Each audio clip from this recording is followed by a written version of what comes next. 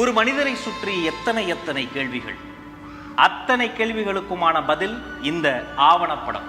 சரித்திரத்தில் உண்மைகள் இருக்கும். இது முழுக்க முழுக்க ஒரு உண்மை சரித்திரம். தற்கால தமிழ்நாட்டின் ஒரு மாபெரும் அரசியல் எழுச்சியின் கதை. இது ஒரு வரலாறு, வெறும் வாழ்க்கை வரலாறு அல்ல. கோடிக்கணக்கான மக்களின் வாழ்க்கையை மாற்றப் போகிற மனிதரின் வாகை வரலாறு. மாற்று அரசியல் என்ற பெயரில் செய்யும் ஏமாற்று அரசியல் மத்தியில் உண்மையான ஒரு மாற்று அரசியலை முன்னெடுக்கும் மனிதரின் வரலாறு. எத்தனையோ சக்திகள் இருக்கின்ற போதும் அத்தனை சக்திகளையும் தாண்டி மக்கள் சக்தி துணையோடு இந்த தமிழ் நிலப்பரப்பில் வெல்ல போகிற முதன்மை சக்தியாக வரப்போகிற மா மனிதரின் மகத்தான வரலாறு.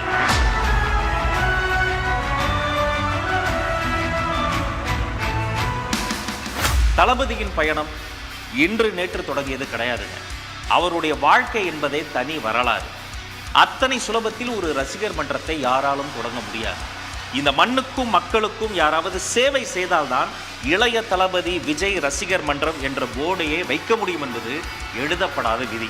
அன்னதானம், இரத்த தானம், இலவச நோட்டு புத்தகம் தருவதுன்னு போட்டி போட்டு சேவைகள் செய்தவர்கள் தளபதியின் ரசிகர்கள். 90களின் பிற்பகுதியில் ரசிகர் மன்றங்கள் தொடங்கி ரசிகர் மன்றங்களை நற்பணி மன்றங்களாக மாற்றி நற்பணி மன்றங்களை நற்பணி இயக்கமாக மாற்றி காட்டிய மாஸ்டரின் பெயர்தான் தளபதி.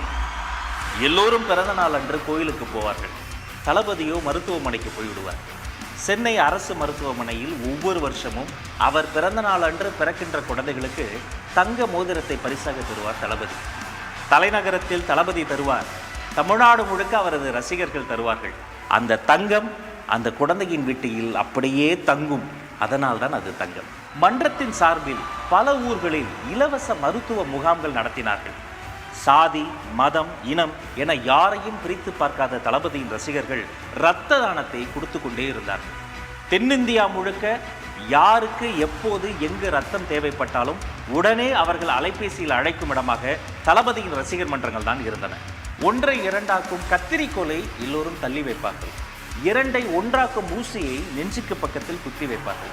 அப்படி எல்லோரையும் ஒன்றாக்கிய தளபதி எத்தனையோ ஏழைகளுக்கு இலவசமாக தையல் மிஷன்களை வாங்கி கொடுத்தார். சுனாமி, குஜராத் பூகம்பம் போன்ற பேரிடர் காலங்களில் உதவிக்கரம் நீட்டினார் தளபதி. அதோடு உண்டியலை ஏந்தி தெரு தெருவாக அலைந்தார் தளபதி. அதை பார்த்து லட்சக்கணக்கான ரசிகர்களும் களத்தில் இறங்கினார்கள். களத்தில் இறங்கி உதவி செய்வது தளபதியின் டிஎன்ஏவிலேயே இருக்கிறது.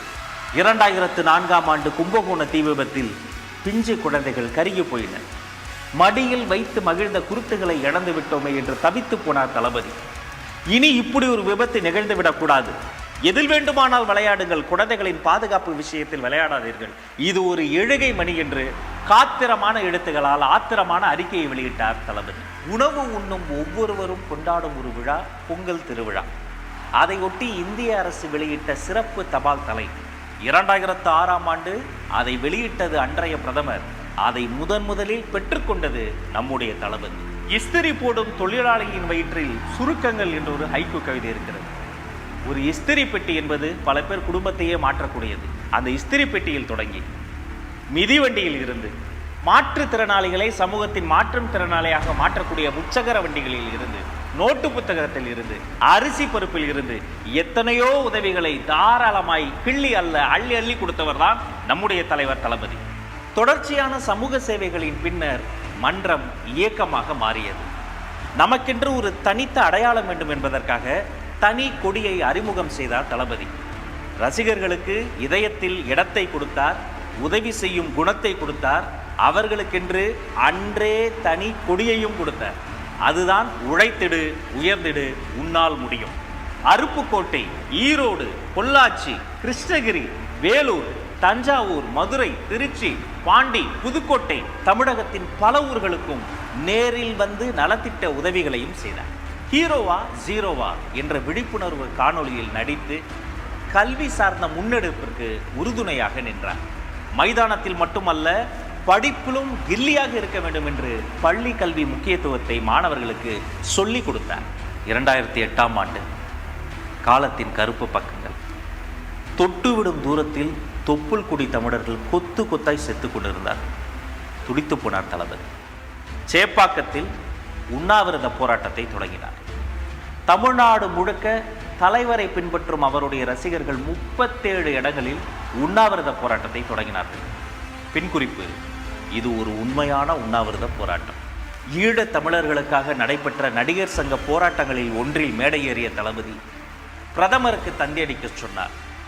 ஒரே இரவில் பிரதமருக்கு 25,000 தந்திகள் பறந்தன. ஒரு கல்வி சாலை திறக்கப்படும் போது ஒரு சிறைச்சாலை மூடப்படுகிறது என்பார்கள். ஏழை மாணவர்களுக்காக ஓசூரில் இலவச பள்ளிக்கூடத்தை திறந்து வைத்தார் தளபதி. யாரும் மற்ற மக்களுக்கு நான் இருக்கிறேன் என்பார் தளபதி. அந்த காலகட்டத்தில் எத்தனையோ ஏழை பெண்களுக்கு அன்னை இருக்க வேண்டிய இடத்தில் அண்ணனாக அவர் இருந்து 51 சீர்வரிசைகள் தந்து பற்பல ஊர்களில் எத்தனையோ இலவச திருமணங்களை நடத்தி வைத்த தலைவர் தான் நம்முடைய தளபதி. உலகமே ஒரு உருண்டை என்பார்கள். அந்த உருண்டையை ஒரு சதுரத்துக்குள் அடைத்து விட்டார்கள். அதுதான் கம்ப்யூட்டர். எத்தனையோ ஏழை குழந்தைகளுக்கு அது எட்டாக்கனியாகவே இருந்தது. அதை உணர்ந்துதான் தமிழ்நாடு முழுக்க எங்கெல்லாம் முடியுமோ அங்கெல்லாம் இலவச கணினி மையங்களை திறந்து வைத்தார் தளபதி. மாணவர்கள் பிரச்சனை மட்டுமா, மீனவர்களின் பிரச்சனைக்கும் களத்தில் இறங்கினார் தளபதி. எல்லோரும் மீனை சுட்டு சாப்பிடுவார்கள். இலங்கை கடலில் தமிழ் மீனவர்களை சுட்டு கொன்று கொண்டிருந்தார்கள். அதை கண்டித்து அதே ஆண்டு நாகப்பட்டினத்தில் பொதுக்கூட்டம் நடத்தினார் தளபதி. அந்த நாகப்பட்டினம் பொதுக்கூட்டத்தினுடைய தலைப்பு என்ன தெரியுமா? பனைமர படகு பாடையாகும் கொடுமை. அந்த கூட்டத்தில் தான் தளபதி பேசினார். புலியை முரத்தால் அடித்து வரட்டிய புறநானூற்று தமிழச்சியின் தாய்ப்பால் குடித்த பரம்பரையில் பிறந்தவர்கள் நாங்கள் புலி குட்டிகள் என்று உருமினார். அந்த காலகட்டத்தில் தான் தமிழ்நாடு சட்டமன்ற தேர்தல் வருகிறது. அன்றைய சூழலை அலசி ஆராய்ந்து துணிச்சலாக ஆளும் கட்சிக்கு எதிராக நமது இயக்கத்தின் சார்பில் பல்வேறு பணிகள் மேற்கொள்ளப்பட்டன. அரசியல் நாகரிகத்தை எப்போதும் கடைபிடிக்கும் தளபதி தேர்தலுக்கு பின்னர் முதலமைச்சரையும் நேரில் பார்த்தார், எதிர்க்கட்சி தலைவரையும் நேரில் பார்த்தார். இன்று அரசியல் பேசும் பலரும் அன்று பள்ளிக்கூடம் படித்துக் கொண்டிருந்த காலத்திலேயே தனது ரசிகர்களுக்கு அரசியல் பாடங்களை கற்றுக் கொடுத்தவர் தளபதி. அடுத்து சேலத்தில் இயக்கத்தின் பொதுக்கூட்டம். அங்கு பேசும்போது முக்கியமான ஒரு செய்தியை சொன்னார் தளபதி. நான் மருத்துவமனைக்கு போய் மோதிரம் போடுவது பெரிய விஷயம் இல்லை. என் ரசிகர்கள் நீங்கள் மருத்துவமனைகளுக்கு சென்று மோதிரம் தருகிறீர்களே, இது ரொம்ப பெரிய விஷயம். இத்தனை நாட்கள் உங்களால் நான் வளர்ந்தேன், இனி என்னால் நீங்கள் வளர்வீர்கள் என்று அன்றே சொன்னார் தளபதி. ஒரு பக்கம் படப்பிடிப்பு, இன்னொரு பக்கம் நலத்திட்ட உதவிகள் என்று தொடர்ந்து செயல்பட்டு கொண்டே இருந்தார் தளபதி. தானே புயலால் பாதிக்கப்பட்ட கடலூருக்கு நேரில் வந்து நிவாரண உதவிகளை செய்தார். தமிழ்நாட்டின் பல ஊர்களுக்கும் நேரில் சென்று மக்களை சந்திப்பது தளபதியினுடைய பழக்கம். மதுரைக்கு சென்று வேலாயுதம் படத்தின் பாடல் வெளியீட்டில் பங்கேற்றார். அன்றே கூடிய கூட்டத்தை பார்த்து திக்குமுக்காடி போனது காவல்துறை. நெஞ்சில் குடியிருக்கும் 2012ஆம் ஆண்டே கல்வி விருதுகள் கொடுத்து மாணவர்களை ஊக்கப்படுத்தினார். விளம்பரமே இல்லாமல் வேலைகளை செய்து கொண்டே இருப்பது தளபதியினுடைய வழக்கம். வெறும் சினிமா மட்டுமல்ல, தன்னுடைய ஒவ்வொரு அசைவிலும் சமூக கருத்தை ஆழமாக பதிவு செய்து கொண்டே வந்தார் தளபதி. தன்னை உருவாக்கிய சினிமா துறைக்கு சேவை வரி எத்தனை சுமையானது என்பதை உணர்ந்து அதை எதிர்த்து அன்றே பிரதமருக்கு கடிதம் எழுதினார் தளபதி. நண்பன் படத்தின் பாடல் வெளியீட்டு விழாவை கோவையிலும், கத்தி படத்தின் 50வது நாள் விழாவை நெல்லையிலும் நடத்தி அந்தந்த ஊர் மக்களை அந்தந்த ஊருக்கே போய் சென்று சந்தித்தவர் தான் தளபதி. சிவகாசி, திருநெல்வேலி, ஈரோடு, புதுக்கோட்டை, திருச்சி, மதுரை, விழுப்புரம், பாண்டிச்சேரி என தமிழகம் முழுக்க பல ஊர்களுக்கு நேரில் வந்து நலத்திட்ட பணிகளை செய்தவர் தான் தளபதி. டிமானிட்டைசேஷன், இதை அறிவித்த உடனே பலரும் சில்லறையை சிதற விட்டாங்க. எதையும் பொறுமையாக நிதானமாக அணுகக்கூடிய நம்முடைய தளபதி சில நாட்கள் பொறுத்திருந்து ஆராய்ந்து ஊடகங்களை சந்தித்தார். நோக்கம் சரியாக இருந்தாலும் அதன் தாக்கம் எவ்வளவு மோசமாக இருக்கிறது என்று துல்லியமாக சுட்டிக்காட்டினார். ஒரு நோக்கம் பெருசாக இருக்கும்போது அதுக்கான பாதிப்புகள் கொஞ்சம் இருக்க தான் செய்யும். ஆனால் என்ன ஒன்று, அந்த பாதிப்புகள் அந்த நோக்கத்தோடு அதிகமாக ஆகிடக்கூடாது அப்படின்றது தான் நம்ம பார்த்துக்கணும். நான் ஆச்சரியப்பட்டு வியந்து போகிற விஷயமே, எந்த பிரச்சனையிலும் எந்த காலகட்டத்திலும் இந்த மனுஷன் எடுத்த ஸ்டாண்ட் ஒருபோதும் தவறாக போனதே இல்லைங்க. மெர்சல் திரைப்படத்தின் தருணத்தை யாரால் மறக்க முடியும்? ஒரு மதிப்பிற்குரிய அரசியல் தலைவர், இவர் விஜய் அல்ல ஜோசப் விஜய் என்று சொல்லி புலனாய்வு புலியா மாறி ஆதார் கார்டையெல்லாம் வெளியிட்டார். அதே நாள் ஜோசப் விஜய் என்று பெயர் போடப்பட்ட லெட்டர் பேடிலேயே ஆமா நான் ஜோசப் விஜய் தான் என்று சொல்லும் விதமாக பதிலடி தந்தார் தளபதி. சினிமா என்பது ஒரு மொழி கலாச்சாரத்தினுடைய வெளிப்பாடு என்று தளபதியை ஆதரித்து மதிப்பிற்குரிய திரு ராகுல் காந்தி அவர்கள் ட்வீட் செய்தார்.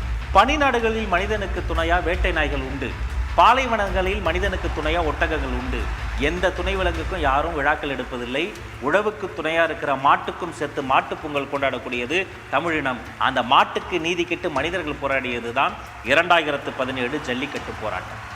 பல லட்சம் மாணவர்களோடு களத்தில் போய் அமர்ந்து அந்த போராட்டத்திலும் பங்கெடுத்து தரையில் அமர்ந்து தன்னால் அது திசை திரும்பி விடக்கூடாது என்பதற்காக முகத்தில் ஒரு கர்ச்சீஃபை கட்டிக்கொண்டு பீட்டா என்ற ஒரு பன்னாட்டு அமைப்புக்கு எதிராக துணிச்சலாக வீடியோவும் வெளியிட்ட உணர்வுமிக்க லீடர் நம்முடைய தளபதி.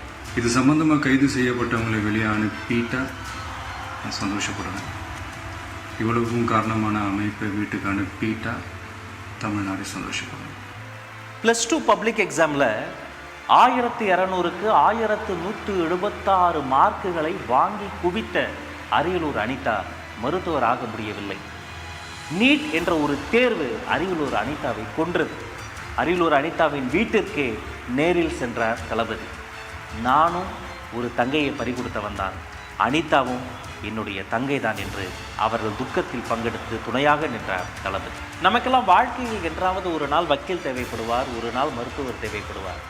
ஒவ்வொரு நாளும் ஒவ்வொரு வேளை உணவையும் உண்ண விவசாயி தான் தினந்தோறும் தேவைப்படுவார். 2017ஆம் ஆண்டு பிகைன் உட்ஸ் நிறுவனம் தளபதிக்கு தங்கப்பதக்கம் தந்தது. அந்த தங்கப்பதக்க மேடையில் கூட தன்னை பற்றி பேசாது இந்த மண்ணை காக்கும் விவசாயிகள் குறித்து பேசினார் தலைவர். நம்ம எல்லாருமே நல்லா இருக்கணும்னு நினைக்கிறவங்க நல்லா இல்லைங்க. விவசாயிங்க இந்தியா இந்த வல்லரசு ஆகணும், அதாகணும், இதாகணுன்றதெல்லாம் கூட அப்புறங்க. இதில் விவசாயிங்க நல்லா வாழ்கிற அரசாக மாறணும். 2018ஆம் ஆண்டு தூத்துக்குடியில் ஒரு ஆலைக்கு எதிராக அப்பாவி தமிழர்கள் 100 நாட்கள் போராடினார்கள். சொத்து சுகத்திற்காக போராடவில்லை, சுத்தமான காற்றுக்காகவும் நிலத்தடி தண்ணீருக்காகவும் போராடினார்கள். 100வது நாள் நீதி கிடைக்கும் என்று அவர்கள் போன இடத்தில் அநீதி கிடைத்தது. தங்கை ஸ்னோலின் உட்பட பலரும் சுடப்பட்டு இறந்தார்கள். இறந்தவர்களின் வீட்டிற்கு பைக்கில் நள்ளிரவில் சென்று அவர்கள் வீட்டின் தரையில் அமர்ந்து உங்களுக்கு நான் இருக்கிறேன் என்று அவர்கள் துக்கத்தில் பங்கெடுத்தார் தளபதி. கஜா புயல் வந்து இந்த மண்ணின் மக்கள் பாதிக்கப்பட்ட போது மன்ற பொறுப்பாளர்களுக்கு நேரடியாக நிதி கொடுத்து நேரடியாக அந்த மக்களுக்கு போய் உதவி செய்ய சொன்னவர் தான் தளபதி. கடவுள் வாழ்வது எங்கே? சக மனிதன் மீது நாம் காட்டக்கூடிய கருணையில் வாழ்கிறார். 2019ஆம் ஆண்டு சர்க்கார் பட பாடல் வெளியீட்டு விழா. அந்த மேடையில் தளபதி பேசியது தலைப்பு செய்தியாய் மாறியது. முதலமைச்சரானா நீங்க என்ன பண்ணுவீங்க? நிஜத்துல முதலமைச்சரா நடிக்க மாட்டேன். டிஜிட்டல் பேனர் சரிந்து விழுந்து சுபஸ்ரீ என்ற மாணவி அகால மரணம் அடைந்தார். பிகில் திரைப்படத்தின் பாடல் வெளியீட்டு விழாவில் இதை சுட்டிக்காட்டி பேசி கவனக்குறைவாக இருக்கக்கூடாது என்பதை துணிச்சலாக பேசி தன்னுடைய படவிழா மேடைகளை கூட சமூக பிரச்சனைகளின் மீது வெளிச்சம் வீசும் சமூக மேடைகளாக மாற்றி காட்டியவர் தான் தளபதி. சுபஸ்ரீயோட அந்த இழப்பு இல்லை, இந்த நேரத்தில் அவங்களுடைய பேரண்ட்ஸுக்கும் அவங்களுடைய ஃபேமிலிக்கும் என்னுடைய ஆறுதலையும் வருத்தத்தையும் தெரிவிச்சுக்கிறேன். அடுத்த ஆண்டு நெய்வேலியில் முறைப்படி அனுமதி வாங்கி படப்பிடிப்பு நடந்து கொண்டிருக்கிறது. அந்த படப்பிடிப்பை நிறுத்த வேண்டுமென 10 பேர் சேர்ந்து எதிர்ப்பு தெரிவித்து போராடினார்கள். தளபதியை எதிர்த்து 10 பேர் வந்தால் ஆதரித்து எத்தனை பேர் வருவார்கள்னு தெரியும்ல.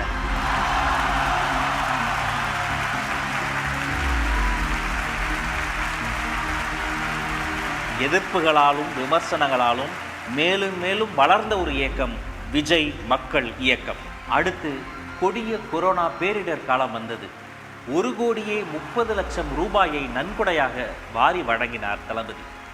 பின்பு கேரளா பெரும் மழை புயலில் வெள்ளத்தில் மிதந்தது. லாரியாய் நிவாரணப் பொருட்களை அனுப்பி கேரள சகோதரர்களுக்கு கை கொடுத்தார் தளபதி. ஆண்டு 2021 ஊரக உள்ளாட்சி தேர்தல் நடைபெறுகிறது. தளபதி வரல பேசல, அவருடைய திருமுகத்தை ஒரு A4 ஷீட்டில் பிரிண்ட் அவுட் எடுத்து அதை காட்டி நமது தோழர்கள் சுயேட்சையாக போட்டியிட்டார்கள். 127 இடங்களில் வெற்றி வாகை சூடினார்கள். அந்த வெற்றியாளர்கள் புகைப்படம் எடுக்கிற போது கூட வென்ற அவர்களை நடுவில் உட்கார வச்சுட்டு ஓரமாக போய் அமர்ந்த உத்தமர் நம்முடைய தளபதி. அதன் பின்னர் தான் சட்டமன்ற தேர்தல் வந்தது. வாக்களிக்க சைக்கிளில் போனார் தளபதி. ஒரு சைக்கிள் பயணம் இந்தியாவின் தலைப்பு செய்தியாய் மாறியது. ஒவ்வொரு கட்சியும் அவருடைய பெயரை சொல்லி தங்களுக்கு விளம்பரம் தேடிக்கொண்டார்கள். ஆனால் விளம்பரத்தில் அல்ல, களத்தில் கவனம் செலுத்தினார் தளபதி. தன்னை நம்பிய ரசிகர்களை ஒவ்வொரு காலகட்டத்திலும் சரியாக முறையாக அரசியல்படுத்திக் கொண்டே வந்தார். அதை கவனிக்க தவறியது அடுத்தவர்களின் அறியாமை. ஒரு தவறு நடந்த பிறகு தண்டனை தருபவர் அல்ல தலைவர், தவறே நடக்காமல் தடுப்பவர் தான் நல்ல தலைவர். புதுக்கோட்டையிலும் பெரம்பலூரிலும் துப்பாக்கி சூடு பயிற்சி தளத்தில் நடந்த விபத்தை சுட்டிக்காட்டி அதுபோல் இனிமேல் நடக்காமல் தடுக்க வேண்டும் என்றார் தளபதி. புதுக்கோட்டை மாவட்டத்தில் பசுமலைப்பட்டி அப்படின்ற ஒரு இடத்துல புகழேந்தின ஒரு பையன், ஒரு 11 இயர்ஸ் இருக்கும்.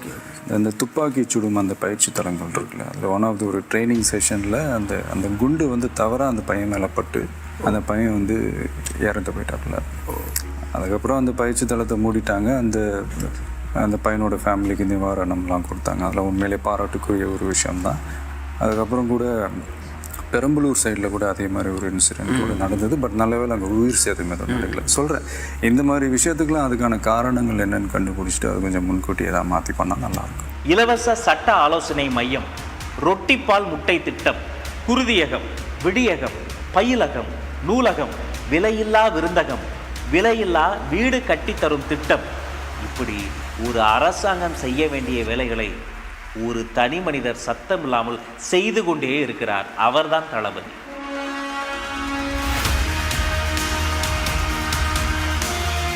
மாணவர்களுக்கு கல்வி விருதுகள் கொடுப்பதற்காக உலகத்திலேயே ஒரு தலைவர் 14 மணி நேரம் தொடர்ச்சியாக நின்றார் என்றால் அதுதான் தளபதி.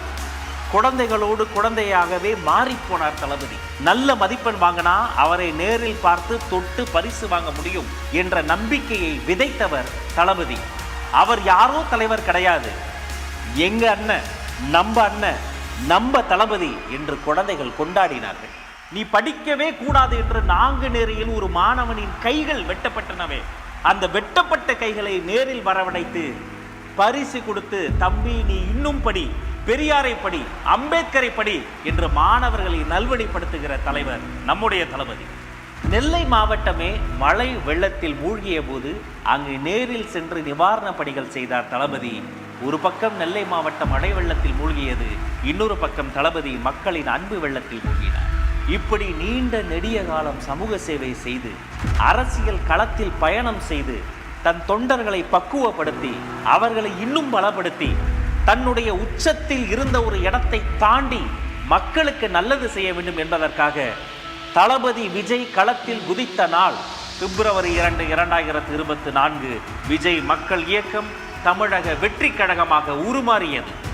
பொதுக்குழு செயற்குழு கூடி பேசி புதிய கட்சியாக, புதிய சக்தியாக இந்தியாவில் பதிவு செய்யப்பட்டது.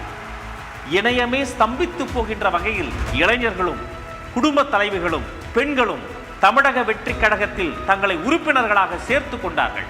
உலகமே ஆவலோடு எதிர்பார்த்து காத்திருந்த தமிழக வெற்றி கழகத்தின் கட்சி கொடியை தளபதி அறிமுகம் செய்தார்.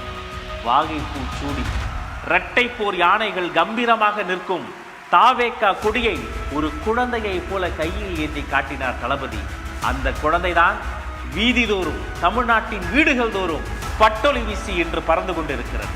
சேலம் அருகே கட்சியின் பொறுப்பாளர்களுக்கு ஒரு நாள் அரசியல் பயிலரங்கம் நடத்தப்பட்டது. பயிலரங்கத்தில் அவர்கள் எப்படி இருந்தார்கள்? பயிலரங்கத்தில் பங்கேற்ற தொண்டர்கள் இராணுவ கட்டுப்பாட்டோடு இருந்தார்கள் என்று உரக்க சொல்லினார்கள் ஊடகங்கள். புதுச்சேரி சிறுமிக்கு நடந்த பாலியல் வன்கொடுமை முதல் ஒன்றிய அரசின் பட்ஜெட் நிறைக்குறைகள் வரை பேசினார். கள்ளக்குறிச்சியில் கள்ளச்சாராயத்தால் அப்பாவி மக்கள் கொத்து கொத்தாய் செத்து உயிருக்கு போராடிய களத்திற்கே நேரில் வந்து பார்த்து ஆறுதல் கூறினார்.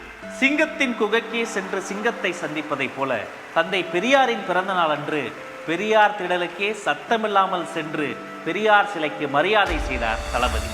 நமது முதல் மாநில மாநாடு, கழகத்தின் கொள்கை திருவிழா, 50 கொள்கை தலைவர்களை அறிவித்து அரசியல் உலகத்தை அதிர வைத்தார் தளபதி. தமிழ் நிலப்பரப்பில் பெண் தலைவர்களை கொள்கை தலைவர்களாக பிரகடனம் செய்து வந்த ஒரே கட்சி தமிழக வெற்றி கழகம். காசு கொடுத்து பிரியாணி கொடுத்து கூடிய கூட்டம் அல்ல, அன்பு கொடுத்த தளபதிக்காக லட்சக்கணக்கில் திரண்ட கூட்டம். This is a mass gathering, not for cash, but for a good cause. வெறும் மேடையில் இருந்தல்ல, இதயத்தில் இருந்து பேசினார் தளபதி. இதயங்களோடு பேசினார் தளபதி. அந்த மேடை பேச்சை பார்த்து பல அரசியல் கூடாரங்களுக்கு குளிர் ஜுரமே வந்துவிட்டது. அரசியல் வரலாற்றை புரட்டி போட்ட வெற்றி சாலை விக்கிரவாண்டியின் வி சாலை. அந்த விக்கிரவாண்டி வி சாலையில் தளபதி ஏற்றிய வெற்றி கொடி இன்றும் கம்பீரமாய் பறந்து கொண்டே இருக்கிறது. எனக்கு தெரிந்து ஒரு அரசியல் கட்சி கொடி அங்கு பறக்கிறது. ஆனால் அந்த பக்கத்தை கடந்து போகிற பொதுமக்கள், பாமர மக்கள் அங்கு நின்று ரசித்து ஒரு புகைப்படத்தை எடுத்து செல்கிறார்கள் என்று சொன்னால் அந்த கொடி விக்கிரவாண்டியில் மட்டுமல்ல, தமிழக மக்களின் இதயங்களில் பறந்து கொண்டிருக்கிறது. ஒரு நல்ல தலைமை பண்பு என்பது தவறை சுட்டி காட்டுவது மட்டுமல்ல, தக்க சமயத்தில் மக்களை அரவணைப்பது. உலக வரலாற்றிலேயே ஒரு அரசியல் கட்சியினுடைய மாநாட்டிற்கு 1000 அழுத்தங்களுக்கு மத்தியில் நிலம் கொடுத்த விவசாய பெருமக்களை நேரில் அடைத்து அவர்களுக்கு நன்றி சொன்ன நன்றி உணர்வுள்ள ஒரே தலைவர் நம்முடைய தலைவர். அடுத்த மேடை அம்பேத்கரின் அதிரடி மேடை. எல்லோருக்கும் அம்பேத்கர் புத்தக வெளியீட்டு விழாவில் தளபதி மேடை ஏறினார். மணிப்பூரின் கொடுமைகளை குறித்தும் இந்த மனிதர் பேசினார். வேங்கை வயல் என்னும் வேதனை வயலை குறித்தும் இந்த மனிதர் பேசினார். ஒன்றிய அரசுக்கு எதிராகவும் தமிழ்நாடு அரசுக்கு எதிராகவும் சமூக நீதியை பேசினார். இன்னைக்கு மணிப்பூர்ல என்ன நடக்குதுன்னு நம்ம எல்லாருக்குமே தெரியும். சரி, அங்கதான் அந்த அரசு அப்படி இருக்குன்னா இங்க இருக்கிற அரசு எப்படி இருக்கு? இங்க நம்ம தமிழ்நாட்டுல வேங்கை வயல்னு ஒரு ஊர்ல என்ன நடந்துச்சுன்னு நம்ம எல்லாருக்குமே தெரியும். சமூக நீதி பேசுற இங்க இருக்கிற அரசு அதுக்கு எந்த விதமான ஒரு நடவடிக்கை எடுத்த மாதிரியே எனக்கு தெரியலையே. நீங்க உங்களோட சுயநலனுக்காக பல வழிகளில் பாதுகாத்து வரும் உங்கள் கூட்டணி கணக்குகள் அனைத்தும் 2026 மக்களை மைனஸ் ஆக்கி விடுவார்கள். பெஞ்சால் புயலால் பொதுமக்கள் பாதிக்கப்பட அவர்களை நேரில் போய் பார்த்தால் தன்னை பார்க்க பெரும் கூட்டம் வந்து பாதிப்பு அதிகமாகும் என உணர்ந்து தன்மேல் படி வந்தாலும் பரவாயில்லை என்று நேரில் போகாமல் பாதிக்கப்பட்டவர்களை நேரில் வரவழைத்து நிவாரண உதவிகளை செய்தவர்தான் தளபதி. நீங்கள் எத்தனை விமானங்களை கூட உருவாக்க முடியும், ஆனால் ஆற்று நீர் பாசனத்தை நீங்கள் நினைத்தால் கூட உருவாக்க முடியாது. நீர்நிலைகளை, விவசாய நிலங்களை, மண்ணை மலடாக்கும் பரந்தூர் விமான நிலையத்திற்கு எதிர்ப்பு தெரிவித்து களத்திற்கே வந்தார் தளபதி. சொந்த நாட்டு மக்களை ஒரு கட்சி தலைவர் பார்க்க வருவதற்கு எத்தனை தொல்லைகள் கொடுத்தார்கள். அத்தனை தொல்லைகளையும் தாண்டி குரலற்றவர்களின் குரலாக ஓங்கி ஒலித்தார் தளபதி. நீங்க உங்களோட வசதிக்காக அவங்களோட நிக்கிறதும் அவங்களோட நிக்காம இருக்கிறதும், நாடகம் ஆடுறதும் நாடகம் ஆடாம இருக்கிறதும், அது சரி, நம்புற மாதிரியே நாடகம் ஆடுறதுல தான் நீங்க கில்லாடிங்களாச்சு. இந்த பிரச்சனையில நான் உங்களோட உறுதியா நிற்பேன். அண்ணா பல்கலைக்கழக மாணவிக்கு நடந்த கொடுமை கொடூரமானது. படிக்க வரும் பெண்களுக்கு பயம் வந்தது. அச்சம் வேண்டாம், அண்ணன் நான் இருக்கிறேன் என்று தமிழ்நாட்டின் சிங்க பெண்களுக்கு தன் கைப்பட கடிதம் எழுதினார் தளபதி.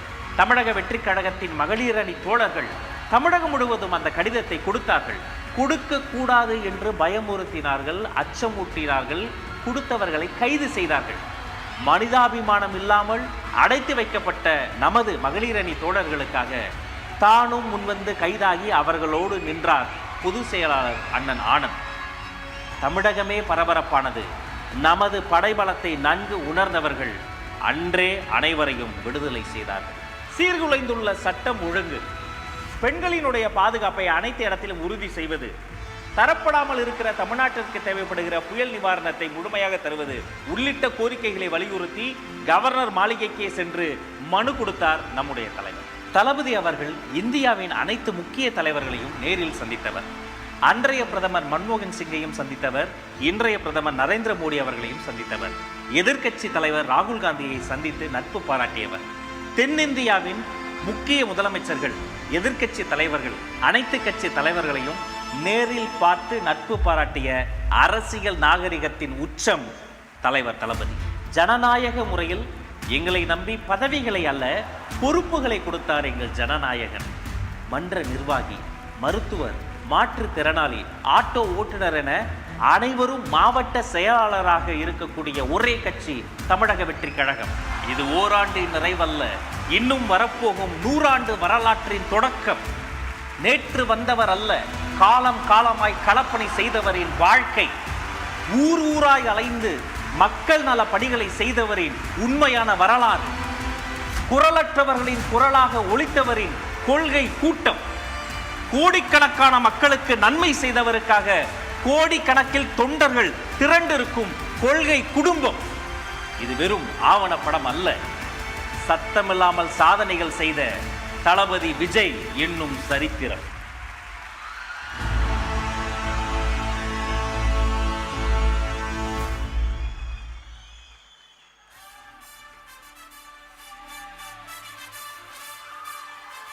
தோழர்களே, இது அரசியலில் நமக்கு 1ஆம் ஆண்டின் தொடர்ச்சி அல்ல, 30 ஆண்டுகள் தலைவர் கொடுத்த பயிற்சி என உறக்க சொல்லுங்கள், உலகம் முழுக்க சொல்லுங்கள். நாங்கள் சொன்னது சில, சொல்லாமல் இருப்பது பல.